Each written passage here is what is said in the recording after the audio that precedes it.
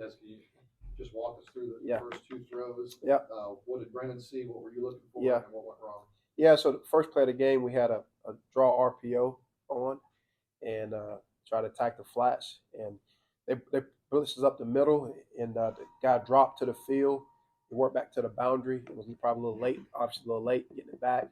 So that was the first one. And then the second play, try to move the pocket for him and throw a little speed out. And the corner was kind of baiting there and came off on the out throw. And I don't know if he saw it or not. He said he didn't see it. But again, was trying to move the pocket for him on that second play, get him out of the pocket because we knew going into this thing that obviously the challenge would be up front and being able to win our battles up front against their defensive front, and felt like they were going to try to blitz us up inside and attack us, and obviously that's what they did. So there was try to get some things out of his hands quick early in the game, and unfortunately it didn't go our way. You start off 14 and their offense hasn't touched the field. That's obviously not a great recipe to start the game off. But not good on third downs because a lot of them were third and longs, in that situation. But I tell you, Brennan, starting with Brennan, and you all know this, he's a competitor and competed and he wants to win. But there's other guys I thought that, Billy Kemp has been practicing on one leg.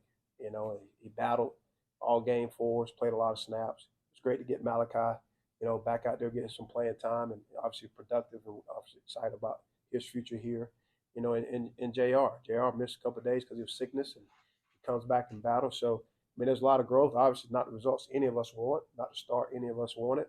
And, got a group of kids and they're hurting. Coaches are hurting because we've been making progress. And today, just took a step back with the start of that game.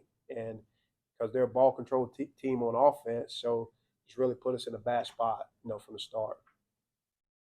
Getting down early, how much did it hamper what you guys could do offensively? Yeah. Well, again, because not to get into a truly drop back passing game, right, against them. So there you saw still trying to get some runs going, and it was unfortunate we didn't able to get anything going in the run game. So then it just became a max protection type game, getting three guys out, which they was blitzing us to have some voids in the zone, so we was able to get some completions, and a couple of times when we don't, then we're back in second and long or third and long, and just was hard to convert those situations. So the combination of obviously starting off, giving them two scores, and then unable to establish a run game early, putting you in obvious pass situations is tough. You knew Pitt had a really good defensive front. Did you think they would dominate to the extent that they did? I didn't, because again, the growth of our guys over the last couple of weeks, we knew it'd be a challenge, right? Pitt's probably as equally as good as Illinois up front, after going against them in person, probably the top two fronts we're going against. But again, we felt like, inside they were 280 pounds, but quicker, so you feel like you felt confident being up blocking those guys. Their edge guys were thick bodies, edge guys, but they tried to attack us with the blitz, and we had some max protection stuff. We got the ball down the field and threw some things. Just unfortunately, we couldn't get anything going in the run game.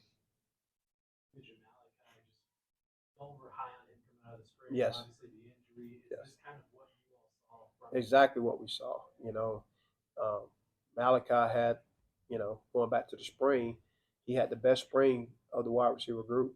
And, when we lost him this summer, it was a blow just from a depth standpoint, right, and competition standpoint in that room.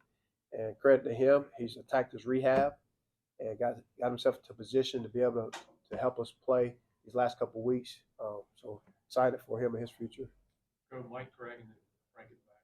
You guys have been moving the ball a little bit there, and then you had the flea flicker that obviously went bad. Yep. When the protection isn't holding up, what's the thought process of thinking it'll hold up long enough to execute something like that? Yeah, just because the flea flicker was more of off of a run, so you feel like you get them stretched out going laterally.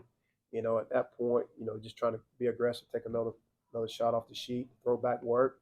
All right, try another one and see if that can go, because obviously running the ball hadn't been working, with that. So, yeah. And was Jay Wolford available? He's played the 4 games. Were you trying to preserve a red shirt, or is he still available? He's still available. Yeah, he's still available for this year. And, Brennan's the quarterback, and we're playing with Brennan. Just to follow up on that, was there any thought of going to Jay after the 2 picks, or you guys? No thought at all. What does that injection mean for ties? So my Eligibility? understanding is obviously he's was disqualified for the second half, and it will carry over to the first half of Coastal Carolina. So we'll have him back the second half of Coastal. Because it's a flagrant. Yeah. It happened in the second half. He has to miss the first half. of Yeah. this game. Frank? Coach, at what point did you know that Thompson, Wicks, and Davis would not be able to play? It was late in the week, it's just each of them are different with that. So we prepare that they're not going to be available, just as a conservative approach. And those guys during the meetings and all that stuff get to walk through reps. So if they were able to play, they could go play, but they weren't able to play. So. Okay, thank you, Yep. Coach Elliott.